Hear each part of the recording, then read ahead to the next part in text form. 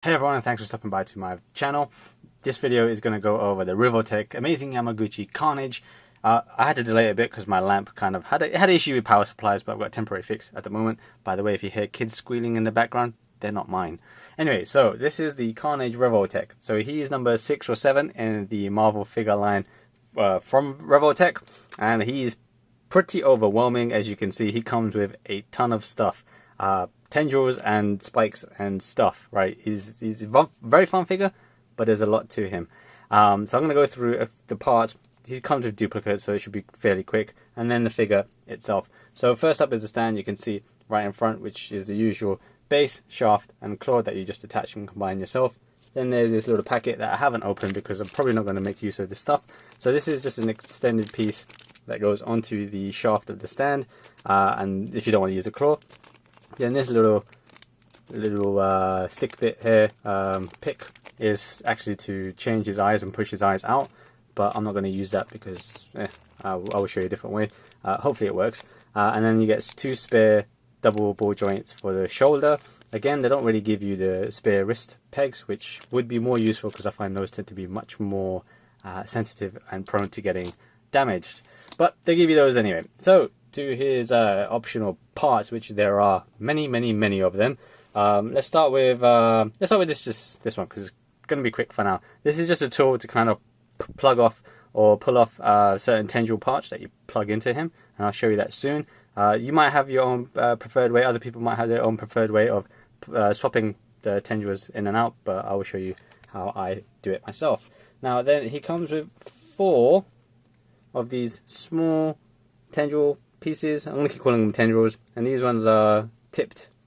I'll show you one close up. So these ones are tipped with like a devil tail spike, and then this can go into many of the holes that are actually on the figure itself. The good thing about this figure, by the way, is you can't really tell he's got a lot of holes. I mean, he's got 2 nipple holes if you look closely.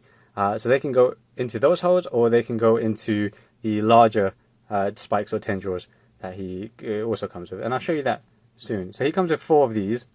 So put these to the side. Hopefully they don't drop or lose anything. Then he comes with, so those are the small ones. Then he comes with 4 like let's say extra small, and these are the small size ones. So these are a bit bigger than the ones before, and a bit thicker, and a bit longer. So let's quickly compare. And then I have the same sort of spiked tip at the end of them.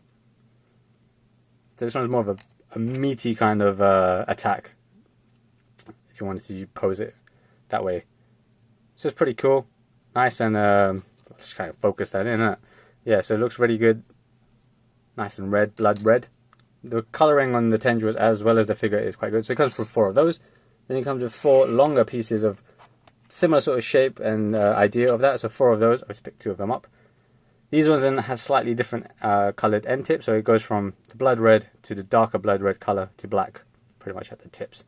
So these are much longer than the small ones. So yeah, okay, small, medium, large. So this is large, small, and then medium, and then this one was the small one. So all of them have an end like so that goes into the many holes that are on the figure itself. So these ones you can't actually put any extra tendrils on them. It'll be for the ones that I'll show you soon. So he comes with 4 of those. So each set is 4 of those. Then he comes with these 2 spikes I'm going to show. Just 2 of these, not 4 of them. So these are just standard spikes that jut out. Cool blood red on them too. And then these at the end have ball pegs. Sorry, it's not focusing because I've left the figure there, but there you go. It has ball pegs. So then that can go, you can replace it with his hand. Or, I don't know, maybe you want him to come out of his nipples, and there, yeah, spiky nipples. So I will show you that soon because there's a couple ways people do them. I have my preferred way. Then he comes with these big blades. Now these again come with the end are pegs on them, and then those again you can change it with the hand, and I'll show you that soon. Good colouring on them. Everything about this is really good. The blood red, they didn't go wrong with any of this. So I like it. Very dangerous looking. They are soft tipped though, so they might have a bit of bend to them when you get yours out of the box. So there you go. You can probably just straighten it out a little bit, but it's fine. Luckily no real damage to them. And it comes with the axe, So this one actually goes into another piece, which I'll show you. Should have showed you that a bit earlier, but I'll show you that. That's the axe, just one of these again, with the pegs at the end. I guess you could put them all on one for each hand, or you can combine them to make a double-sided axe. I'll show you that in a moment. And then he comes with these long spikes, sickles, swords, blades, however you want to call them. So these ones got a nice curve to them, nice edge to them. Again, they're all soft, so you don't need to worry too much about them. You're not going to hurt yourself, hopefully. A bit of flex to them too, not as much as the other one, but still enough flex to not hurt yourself. And good blood red. These ones are slightly smaller and they're slightly more curved, more like a talon. And these look pretty good. So you can do these however you want. Put them in whichever hole that you want. Mix and match it to your liking. Everyone's going to have their own different way of doing it. So a few pictures at the end, I'll show you that I put them coming out of his back, depending on what kind of attack he's doing, like a defense and simultaneous attacking pose, things like that. Then it comes with these extension pieces. I call them extension pieces. So these come with a ball peg on top, both of them. 2 of these, not 4 of them. And then a hole on the other end. Now the hole on the other end, you can, I guess, if you wanted to add, for example, the spike, or you can add any of them. Anything that has an extra peg attached to it, and you can add that. And again, you can swap these on his hands, do whatever you want with them pretty much. Some holes might be a little bit smaller than the other, so you may not want to do that, but up to you. Then he comes with these parts. So this is useful for the axe. So what you can do is, this would go on his hand, it will replace his hand entirely, and then you'll get 2 holes on there. So the bigger hole, you will put this in. I'll show you just that now. And then on the other side, you can put the other part of the axe if you wanted to. You can take that off. Or you can put, say this. Really is up to you. Might not look that great with that second part I showed you, but up to you. You get 2 of those, not 4 of those. They're pretty much used to replace his hands. Or you can put them on his back to kind of get that extra reach that goes around. And then depending on how you photograph the figure, you can kind of hide that. Of course, then he comes with some hands. So he comes by default with 1 fist attached and 1 open hand attached to him. I've actually got mine, the left one. It probably might have been the right one, but the point is he has 1 of each attached to him. But he also comes with another pair of hands, which are longer fingers, almost like just longer. And these look quite good too, with a nice blood red going on, and then a black tip, and also some black veins too. Really, really good detail on those. And then here is the fist, so the other one is already attached to him. And finally, the open palm. Again with a hole there, so you can add whichever one of those attachments that you see fit. And let me show you the veins on the other side. So it comes with a ton of extra stuff, and the way that you attach them is going to be overwhelming for some people. And if you've got patience, then it's going to be great. If you don't have patience, then maybe just stick to Spider-Man or something. Anyway, so finally it comes with optional eyes. The ones that he's got on him are wide open, and he comes with this set, which is, the top one is basically a more narrower looking set of eyes, and then the final one is one open, one kind of squinting. So it's kind of like a kind of look. Spider-Man had similar sort of eye setup to him. I'm not going to equip those because, to be honest, I like the ones that he's already got on him. They probably function for most situations. Now then, onto the figure. Let me just get out of the way. He's pretty amazing. He looks good. In terms of texture as well, finish, he's really, really good. That said, he does, of course, have his problems, and those problems are pretty much the Revoltech problems. But let's take a closer look anyway, so at his face then. So he's got the big eyes, and I will show you how to swap those soon. Big, gaping, open mouth. It does open and close a little bit, but I'll get into that in a little bit more detail soon. The detail of the black parts are really good. It's all kind of giving a really gloss look to him. It looks a lot better in person than it might in pictures or video. He really does look a lot better in person. And then the way that the body looks with the whole muscle fiber look really does stand out. In some pictures I've noticed that it kind of blurs it, or it's hard to see that detail, but trust me on this, it's a really nice looking figure. Then moving down to his leg, all really good stuff. it's just, I would say, even sublime. Actually, I really am like super impressed with the look of the figure. Very good stuff. Now then, in terms of articulation, so his head then can move up quite a bit.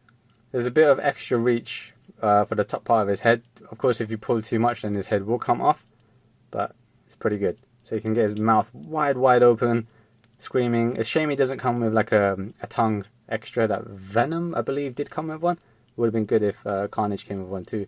His lower jaw can be a bit loose, but it's okay. I think it functions just fine anyway.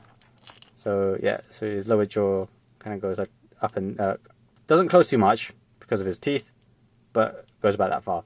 And he can look down too, like so. That's a good amount, right? And then he's got the neck too, which helps assist him in looking downwards. Sorry, my arm is slipping, so let me get my arm back. There we go. So it looks down a good amount with the help of the neck muscles.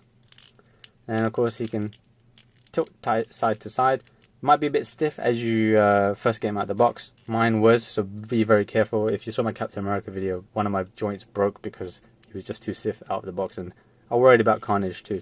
And then yeah, he can of course twist his head like so. Moving down then, so with the crunch, now this is where I had most of the problem with when I took him out of the box. Sorry, I'm just tripping up over my words. So with the crunch, ab crunch, it wasn't working for me. When I took him out of the box, it just wasn't doing this. It was stuck. So I kind of had to be very gentle and kind of move him back and forth a little bit as I went on. Again, my Captain America broke on the leg because of that, a similar reason. So I was just not taking chances of forcing it with Carnage. But he can crunch a good amount. He can't lean back very well. I mean, yeah, that's just with his legs, but otherwise he gets stuck because of, if you look closely here, just above his butt, by the way, he's got a good shaped butt, just might as well say that. This kind of stops it, so he won't lean back too much. But like I said, crunch is good. He can lean a little bit to the side, it's a good amount, but he can't twist very much for the upper torso, so don't try and force it because he just can't do it.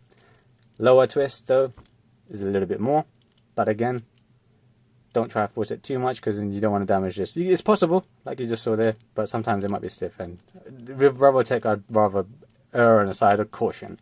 Then going back to his arms, then he's got the shoulder joints that Wolverine also had. Spider-Man didn't have them.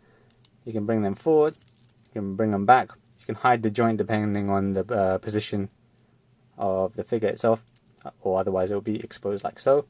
But that helps him kind of get those really cool dynamic poses. Shoulder then, he can twist it all the way around. It probably is going to come off. It's known with Revoltech. My Spider-Man one always comes off at the shoulders. It gets weak. This one, thankfully, has survived so far. It can come off occasionally. It might be the other one. But yeah, just keep that in mind. It will happen. But you've got a spare joint should you need it. And he's got the, what's it? Yeah, elbow. Yes, he's got the elbow. Check out them biceps. The swivel, by the way, is in the joint here. It's not like a separate cut. And of course the hand like so. Mine I feel is already loose.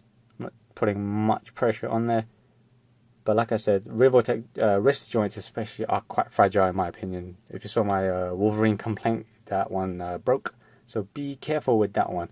That said though, on the joint, because all of these larger pieces have the same exact joint, in a way you kind of have replacements, but don't try and be too forceful with them no matter what. So yeah, just keep that in mind. You do have a replacement in those parts if you damage the default one. Then where am I? Yeah, so with the legs and hips, so he can kick up decent amount, bend his knee like so. You might have to reposition it depending on the ball joint, but I've got mine a bit off. You can do that. Twist at the calf. This is where Captain America broke, so I don't like twisting it too much, but he can do the twist. Toe, and then of course the ankle, which is the usual stuff. Now with the at the legs, at the upper thigh area, he can swivel a little bit right there, and then in order to get his legs to kick up, sorry, not to kick up, but to kind of get the really fancy and dynamic poses where it's kind of like that, you have to twist this section right here where his butt cheeks are, twist them upwards, like so, and then the same with the other leg. Hopefully nothing falls apart. Then yeah, you see how the posture gets weird, and then you twist the leg around, and then there we go. So now he's, you know, leaping, jumping. Yeah, you can lift his leg all the way up. So all you need to do, yeah, is just twist it. Spider-Man, I believe, was very, very similar in that respect. So it's easy enough to do. And again, if you want to hide the joints, just pose it in a way so that you don't really pay much mind to it. That covers his articulation. Very, very good figure overall. Very dynamic. Super, super neat. Just the muscle fiber texture is just spot on. Love it. Amazing. The Revoltech joints then are the only issues that I have with it. But surprisingly, this one's been a bit better than Captain America and Spider-Man before it. So then, let's attach the... actually, let me show you the eyes first. So there's a couple ways to do this. You can use the tool, this little picker thing, to take them off, like take off his head and do it. But I actually don't like doing that. I instead like to pick at his eyes. So it was easier before. So here we go. Let's try his right eye. What you can do, if you've got a longer nail, you can just peel it off like so. Of course, then the eye might go flying off, but that's what you risk. So there's that option, and I prefer to do it that way. So I'm going to put his eye back on and show you that that is possible. Now then, to change his hand, so I'm going to show you this. Hopefully it doesn't mess up, but it probably will. Take it off gently. This one's already half undone, but remember these are fragile, so you might break it just by taking a hand off. The peg gets stuck inside the wrist, which means, how do you attach this, or how do you attach this? And then, you know, you're going to try and take the peg off here. Fortunately, this one I've already done, so that's kind of cheating. So let me try and get you a different one. So you want to take off the peg from one of these. Some people might prefer to take the peg off on the wrist. Others might prefer to take it off. I prefer to take it off on this, because this one is just awkward with the tool. This tool kind of helps you with that. Here, if you've got a good grip, vice grip on your fingers, you can do it with your fingers if you want. Same with this. What I do, I grab this tool, and then you use the spanner end, and then match it up like so. Be careful with this bit because the joint will go flying, it will flick out, and then you'll lose it, and then you'll just be stressing about it. So I'm going to run that risk right now. I'm going to do it in my hand, hopefully, and it won't go flying. Did I take it out? Nope. Let's try that again. Ah, there we go. So I've done it. That means you've taken that out, and now you can simply just put that on to his wrist joint. Yeah, you heard the click. Right, so that was easy enough to do. Again, I have to stress this because this happened to me at least 2 or 3 times where, sorry, I was just trying to get the focus, not trying to slap the camera, but yeah, I missed the peg, so I had to kind of dig everywhere to try and find it. But that's my personal way of changing and swapping to the hands. If you want to do the other way, then try it, but this is just my suggested way. So then that's that. I also mentioned that you could, by the way, add tendrils to the extra pieces, which I didn't show you, but I just said it. So here, this is a spike. You'll notice there are holes in there. In those holes, you just need to plug any tendril in, and there you go. That's a cool looking look, attack, or whatever you want to do. But let's go back to the figure. Let's try and put the long piece then into one of the holes. So I didn't go through the holes too much. So he's got 2 nipple holes right here. He has got another pair of holes, I believe it was down at his butt, I remember. Try and find them now. There we go. It's at the back side of his thighs. So 2 holes on the back side of his thighs on each leg. 2 on the back, right there. He's got an elbow one, right here, both arms. And that, no, oh, sorry, he's got 2 on the back on each side. There we go. Those are 2 extra aside from these near the spine. So he's got quite a few holes. They are a little bit tricky to find. But let's try and put this one here. So I'm going to put this on the upper hole. Remember, these aren't actual pegs, so you can just slide them in. They may or may not stay. Remember, Revoltech joints loosen very quickly over time, so these might become loose after about 2 goes. Fortunately, I've done it a few times and it seems to be okay. So I've got 1 in there, and let's put another one in. Let's get him symmetrical-ish. Put another one in there. What else should we do? Let's put a medium, small, whichever one this one was. Let's put this one on his nipple. There we go. There's one there. And then let's do a spike, right? Why not? Let's just do a spike because that would be interesting. And this is a different choice. This is the ball peg. I've tried it. It's probably not recommended to do this actually because those ones tend to be a bit thicker, but it can work. So you can get an articulated nipple. See? This figure gives you stuff that you didn't even ask for, right? But there we go. That's just a small sample. I mean, it's not the best example, but you kind of get what I'm going on. I've tried to attach every single item on him. I don't think it was possible. I mean, it might be possible. It would just be a little bit weird having the axes plus the big giant swords on him alongside the rest of the sickles and whatever. But I've tried to make it work and look reasonably decent. But this is Carnage figure in a nutshell. So it's taken 20 minutes of your time. So if you stayed through the whole thing, thanks for your patience. But there was a lot to talk about with Carnage because he's an amazing figure. Try not to buy him though with a overpriced resale price because Revoltech, they reissue a lot during the year, 2 to 3 times a year. So if you've got the patience, wait for a reissue. I paid how much? Probably 6,000 yen for this guy on pre-order, which wasn't a lot. It's a fairly standard price for a Marvel figure. So yeah, don't get suckered into buying it for the resale price for like $100 or whatever silly price it is on eBay. I recommend you wait. I got mine from Nippon Yasan. You can get them from CD Japan once the reissue does go up. Again, it hasn't been confirmed, but I'm telling you, it probably will happen. If you don't have Carnage, I do recommend maybe looking at getting Spider-Man because he's still a super high class figure. But Carnage is a great figure to add to that collection if you're collecting that wave or even part of that wave. It's a good one to have. I didn't really like Venom too much, but Carnage is just... I don't want to jinx it, but I really liked this figure. In any case, thanks for watching. I do hope you check out my channel for further videos on a couple other figures. And then I will continue doing more. I've got the new Street Fighter figures to do, and I've also got the whichever ones to do, the Avengers Infinity War figures to also cover now. So there's a lot to do. I just need to wait for my lamp to get properly sorted. Remember, this is a temporary fix. But thanks for watching. I hope you enjoy it. Stay safe. Peace out.